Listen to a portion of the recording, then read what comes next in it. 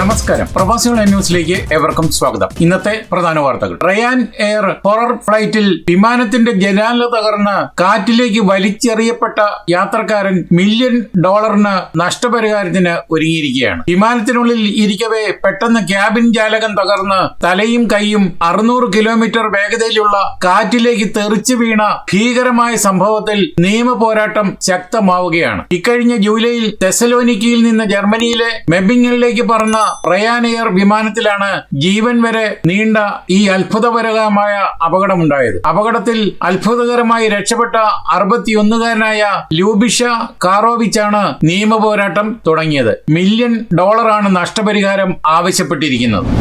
ജർമ്മനിയിലെ മ്യൂണിക്കിലുള്ള France Joseph Straus വിമാനത്താവളം ഇന്ന് സാക്ഷ്യം വഹിച്ചത് ഒരു വലിയ വിമാന ദുരന്തത്തിനാണ്. എന്നാൽ രക്ഷപ്പെട്ടത് ആരുടെയൊക്കെയോ ഭാഗ്യം കൊണ്ട്. ദിവസങ്ങൾക്ക് മുമ്പ് വിയറ്റ്നാം എയർലൈൻസ് വിമാനം റൺവേയിൽ നിന്ന് തെന്നി മാറിയതിന് തൊട്ടു പിന്നാലെയാണ് ലോകത്തിലെ ഏറ്റവും വലിയ യാത്രാ വിമാനമായ ലുഫ്താൻസയുടെ എയർബസ് A380 ലാൻഡിങ്ങിനിടെ അപകടത്തിൽപ്പെട്ടത്. സാൻ ഫ്രാൻസിസ്കോയിൽ നിന്നും 351 യാത്രക്കാരുമായി എത്തിയ വിമാനം തിങ്കളാഴ്ച വൈകുന്നേരം മ്യൂണിക്കിൽ ഇറങ്ങുന്നതിനിടെ റൺവേക്ക് തൊട്ടു മുമ്പായി തറയിൽ തൊടുകയായിരുന്നു. ഈ സമയത്ത് വിമാനത്തിന്റെ ചക്രങ്ങൾ റൺവേയുടെ തുടക്കത്തിലുള്ള ലൈറ്റുകളിൽ ഇടിച്ച് കേടുപാടുകൾ സംഭവിക്കുകയും ചെയ്തു. എങ്കിലും വൻ ദുരന്തം ഒഴിവായത് യാത്രക്കാരുടെയും ജീവനക്കാരുടെയും ഭാഗ്യം കൊണ്ടാണ്. വിമാനത്തിലുണ്ടായിരുന്ന 351 യാത്രക്കാരും പൂർണ്ണ സുരക്ഷിതരാണ്. ഇവർ പിന്നീട് സാധാരണ നിലയിൽ വിമാനത്തിൽ നിന്നും പുറത്തിറങ്ങി. ലുഫ്താൻസ വക്താവ് ജോർഗ് വാബർ തന്നെ വാർത്ത സ്ഥിരീകരിച്ചു. അപകടത്തെ തുടർന്ന് German federal bureau of aircraft accident investigation അന്വേഷണം ആരംഭിച്ചിട്ടുണ്ട്. വിമാനത്തിന്റെ ഫ്ലൈറ്റ് റെക്കോർഡറും പിടിച്ചെടുത്തിരിക്കുകയാണ്. ഏറ്റവും അമ്പരപ്പിക്കുന്ന വസ്തുത, കഴിഞ്ഞ ശനിയാഴ്ച വിയറ്റ്നാം എയർലൈൻസിന്റെ ബോയിങ് 787-9 ഡ്രീം ലൈനർ അപകടത്തിൽപ്പെട്ട അതേ റൺവേയിലാണ് ഇന്നും അപകടം ഉണ്ടായത്. ശനിയാഴ്ച നടന്ന സംഭവത്തിൽ വിയറ്റ്നാം വിമാനം ടേക്ക് ഓഫ് ചെയ്യുന്നതിനിടെ റൺവേയുടെ നീളം തികയാതെ വരികയും റൺവേക്ക് അപ്പുറത്തുള്ള കൃഷിയിടത്തിലേക്ക് കുതിച്ചു കയറുകയും ചെയ്തിരുന്നു. ഈ ദുരന്തത്തിലും ആർക്കും പരിക്കേറ്റിരുന്നില്ല. ജർമ്മനിയിൽ A2 ഔട്ടോബാനിൽ കൂറ്റൻ ക്രെയിൻ കയറ്റിയ ട്രക്ക് മറിഞ്ഞ് ഹൈവേ പൂർണ്ണമായും അടച്ചു. കിലോമീറ്ററോളമാണ് ഗതാഗതക്കുരുക്ക് ഉണ്ടായത്. ജർമ്മനിയുടെ കിഴക്ക് പടിഞ്ഞാറ് മേഖലകളെ ബന്ധിപ്പിക്കുന്ന പ്രധാന അതിവേഗ പാതയായ A2 പൂർണ്ണമായി അടച്ചിരിക്കുകയാണ്. നോർത്ത് റൈൻ വെസ്റ്റ്ഫാലിയയിലെ കാമിന് സമീപം വൻ ഭാരമുള്ള ക്രെയിനുമായി പോയ ഹെവി ട്രാൻസ്പോർട്ടർ നിയന്ത്രണം വിട്ട് റോഡിലേക്ക് മറിഞ്ഞാണ് വലിയ അപകടമുണ്ടായത്. ട്രക്കും ക്രെയിനും റോഡിന്റെ ഇരുവശങ്ങളിലേക്കും മറിഞ്ഞു കിടക്കുന്നതിനാൽ ഇരു ദിശകളിലേക്കുമുള്ള ഗതാഗതം പൂർണ്ണമായി നിലച്ചിരിക്കുകയാണ്. ചൊവ്വാഴ്ച പുലർച്ചെ 12:45ഓടെയാണ് കാമൻ, ബെർഖാമൻ, ലൂണൻ, സ്യൂഡ് എന്നീ ഇന്റർചേഞ്ചുകൾക്കിടയിലായിരുന്നു അപകടം. അപകട കാരണം ടയർ പൊട്ടിയതാണ്. തലനാരിഴയ്ക്കാണ് ഡ്രൈവറും മകനും രക്ഷപ്പെട്ടത്.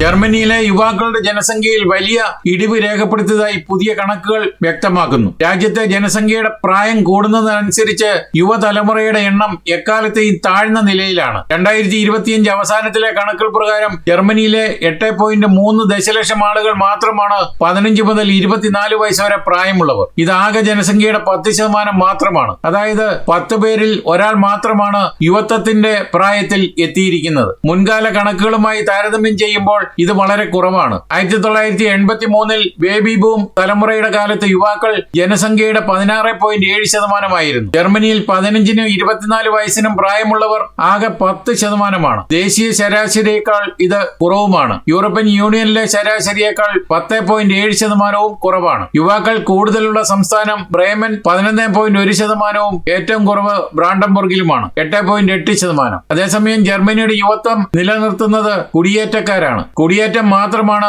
ജർമ്മനിയിലെ യുവജന സംഖ്യ പൂർണ്ണമായും തകരാതെ പിടിച്ചു നിർത്തുന്നത്. കുടിയേറ്റ പശ്ചാത്തലമില്ലാത്തവരിൽ 8.5% മാത്രമാണ് 15-24 വയസ്സിനും പ്രായമുള്ളവർ ഉള്ളത്. എന്നാൽ കുടിയേറ്റ പശ്ചാത്തലമുള്ളവരിൽ ഇത് 12.2% ഉയരുന്നുണ്ട്. അതേസമയം ഈ കണക്കുകൾ ഒരു കാര്യം വ്യക്തമായി അടിവരയിട്ട് പറയുന്നുണ്ട്. നിലവിൽ കുടിയേറ്റത്തിനെതിരെ കടുത്ത രാഷ്ട്രീയ ചർച്ചകൾ നടക്കുന്നുണ്ടെങ്കിലും രാജ്യത്തിന്റെ നിലനിൽപ്പിന്റെ സാമ്പത്തിക വളർച്ചയ്ക്കും കുടിയേറ്റം അത്യാവശ്യമാണ്. ജർമ്മനിയിലെ തൊഴിൽ മേഖലയിലെ ഒഴിവുകൾ നികത്താനും യുവജനസംഖ്യ നിലനിർത്താനും കുടിയേറ്റക്കാർക്കുള്ള പങ്ക് ചെറുതല്ല. അതുകൊണ്ട് തന്നെ പല പ്രതിബന്ധങ്ങൾക്കിടയിലും അന്താരാഷ്ട്ര പ്രതിഭകളെ ജർമ്മനിയിലേക്ക് ആകർഷിക്കാനുള്ള മത്സരത്തിൽ രാജ്യം ഇപ്പോഴും മുന്നിൽ നിൽക്കുകയാണ്. അതേസമയം പ്രവാസികളായ പലരും ജർമ്മനിയിലെ ജീവിതം അവസാനിപ്പിച്ച് മടങ്ങുന്ന പ്രവണതയും കാണുന്നുണ്ട്. ഒരു കുടിയേറ്റക്കാരനായി തുടരാൻ മടുത്തു എന്ന് പറഞ്ഞ് കുടിയേറ്റക്കാർ മടങ്ങുന്നതിനെ കുറിച്ചുള്ള വിവരങ്ങളും ഇതിനിടെ പുറത്തു വരുന്നുണ്ട്. എങ്കിലും രാജ്യത്തിന്റെ ജനസംഖ്യാപരമായ വെല്ലുവിളികൾ നേരിടാൻ കുടിയേറ്റം അനിവാര്യമാണെന്ന സത്യം ഈ കണക്കുകൾ ഇപ്പോഴും വെളിപ്പെടുത്തുന്നുണ്ട്.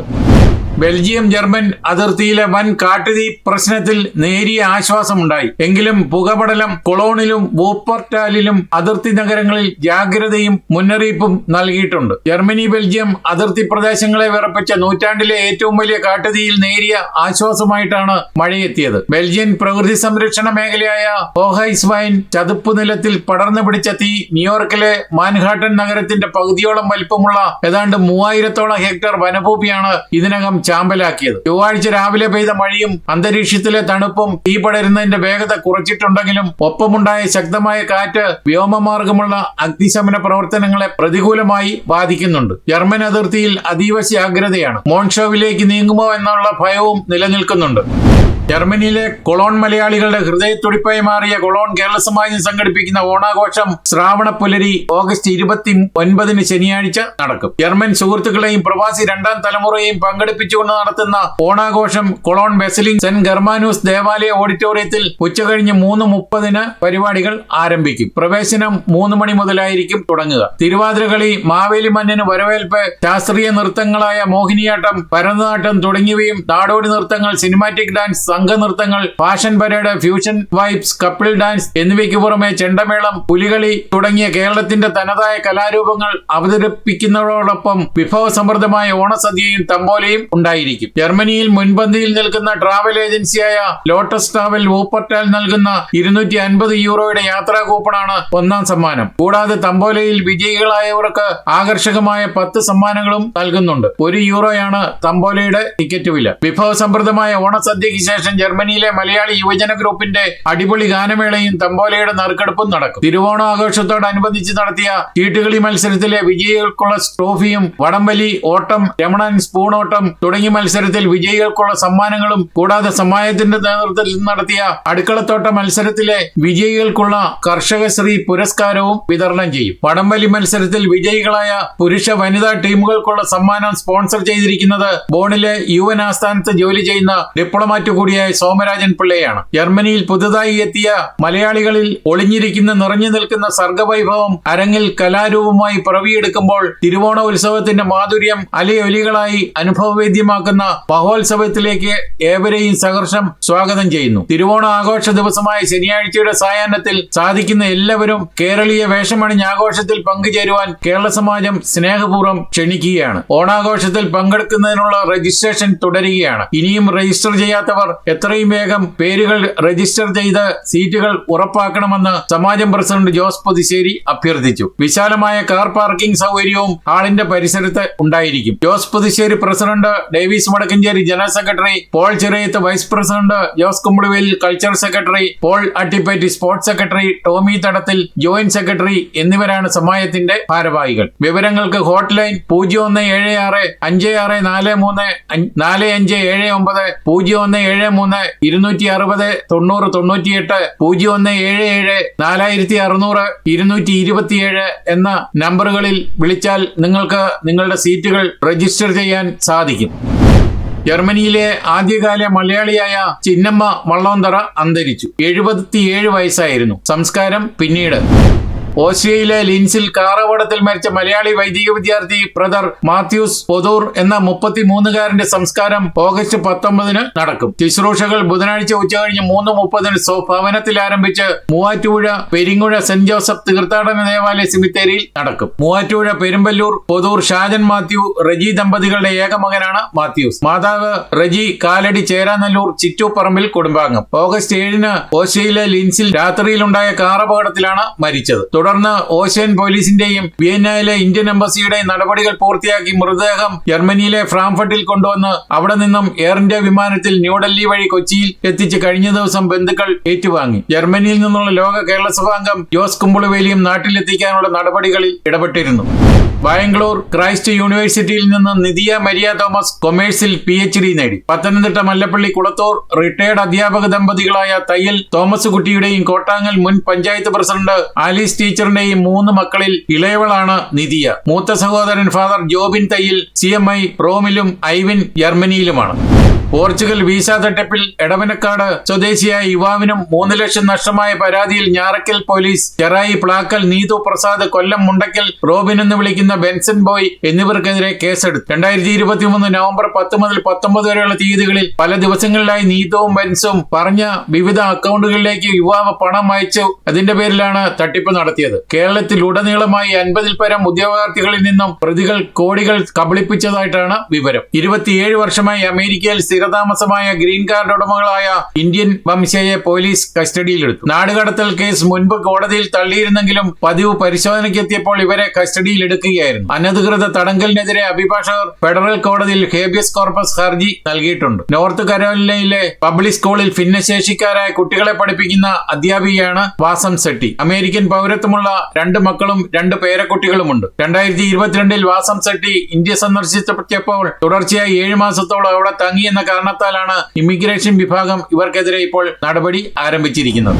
പ്രവാസി കേരളീയർക്കായുള്ള സമഗ്ര ആരോഗ്യ അപകട ഇൻഷുറൻസ് പദ്ധതിയായ നോർക്ക കെയർ പ്ലസിന്റെ 2ാം ഘട്ട എൻറോൾമെന്റിന്റെയും ഇതിനായുള്ള വെബ് പോർട്ടലിന്റെയും ഉദ്ഘാടനം മുഖ്യമന്ത്രി VD സതീശൻ നിർവഹിച്ചു. 5 ലക്ഷം രൂപ മുതൽ 1 കോടി രൂപ വരെയുള്ള 7 വിവിധ സ്ലാബുകളിൽ ഇൻഷുറൻസ് പരിരക്ഷ ലഭ്യമാക്കുന്നതാണ് പദ്ധതി. സാധുവായ നോർക്ക പ്രവാസി ഐഡിയോ സ്റ്റുഡന്റ് ഐഡിയോ NRK ഐഡിയോ ഉള്ള പ്രവാസി കേരളീയർക്കാണ് എൻറോൾ ചെയ്യാനാവുക. 2026 സെപ്റ്റംബർ 18 വരെയാണ് 2ാം ഘട്ട എൻറോൾമെന്റിന്റെ അവസരം. മുഖ്യമന്ത്രിയുടെ ഓഫീസ് ചേംബറിൽ നടന്ന ചടങ്ങിൽ നോർക്ക വകുപ്പ് special secretary Anjana M, Norka റൂട്ട്സിൽ നിന്നും chief executive officer Rajesh Madhavan, general manager Prakash P. Joseph, Norka Roots ID card വിഭാഗം ജീവനക്കാർ തുടങ്ങിയവർ സംബന്ധിച്ചു. 10 ലക്ഷം മുതൽ 1 കോടി രൂപയുള്ള പോളിസികളിൽ പോളിസി ഉടമകളുടെയോ പങ്കാളികളുടെയോ മാതാപിതാക്കളെയും അതായത് 80 വയസ്സിലുള്ള ആളുകളെയും ഉൾപ്പെടുത്താനാവും. നോർക്ക റൂട്ട്സ് വെബ്സൈറ്റ് സന്ദർശിച്ചോ നോർക്ക കെയർ പ്ലസ് മൊബൈൽ ആപ്ലിക്കേഷനുകൾ Google app store, Google Play Store വഴിയോ എൻറോൾ ചെയ്യാവുന്നതാണ്. 2026 ഏപ്രിൽ 15 പ്രാബല്യത്തിൽ വന്ന നോർക്ക കെയർ പ്ലസിന്റെ ശേഷിക്കുന്ന 8 മാസത്തേക്കാണ് എൻറോൾമെന്റ്. ഇതിനനുസരിച്ച് പ്രീമിയത്തിലും ആനുപാതികമായ കുറവുണ്ടാകും. കേരളത്തിലെ 688-ലധികം ആശുപത്രികൾ ഉൾപ്പെടെ രാജ്യത്തെ 24,000-ഓളം ആശുപത്രികൾ വഴി ക്യാഷ്ലെസ് ചികിത്സ ലഭ്യമാക്കുന്നതാണ് പദ്ധതി. മുൻ UK പാർലമെന്റ് അംഗവും നിലവിൽ സ്കോട്ട്ലൻഡിലെ പാർലമെന്റ് അംഗവുമായ മാർട്ടിൻ ഡേ പിറവം പാമ്പാക്കുട സ്വദേശിയായ നിതിൻ ചന്ദ് എന്ന 49-കാരിയെ ഇന്ന് ഗുരുവായൂരിലെ പുഷ്പാഞ്ജലി ഓഡിറ്റോറിയത്തിൽ നടന്ന ചടങ്ങിൽ താലി ചാർത്തി. 10 വർഷം മുമ്പ് മാർട്ടിനൊപ്പം തുടങ്ങിയ ജീവിതത്തിന്റെ സ്വപ്ന സാക്ഷാത്കാരമായിരുന്നു ഇന്ന് ഗുരുവായൂരിൽ നടന്നത്. ചടങ്ങിന് സാക്ഷിയായി ഇരുവരുടെയും ബന്ധുക്കൾക്കൊപ്പം 22-കാരൻ മകൻ വേദിക് ശങ്കറും ഉണ്ടായിരുന്നു. ഇതോടെ ഈ വാർത്താ ബുള്ളറ്റിൻ ഇവിടെ പൂർണ്ണമാവുകയാണ്. നിങ്ങൾ നൽകി വരുന്ന എല്ലാവിധ പിന്തുണയ്ക്കും ഹൃദയപൂർവ്വം നന്ദി അറിയിക്കുന്നതിനൊപ്പം ഞങ്ങളുടെ പുതിയ തിരുവോണ ആൽബമായ ശ്രാവണപ്പുലരി ഇതുവരെ കാണാത്തവർ കുമ്പിൾ ക്രിയേഷൻസ് യൂട്യൂബ് ചാനൽ സന്ദർശിച്ച് ഗാനം ആസ്വദിക്കണമെന്ന് ഈ അവസരത്തിൽ പ്രത്യേകം അഭ്യർത്ഥിച്ചുകൊണ്ട് നന്ദി, നമസ്കാരം.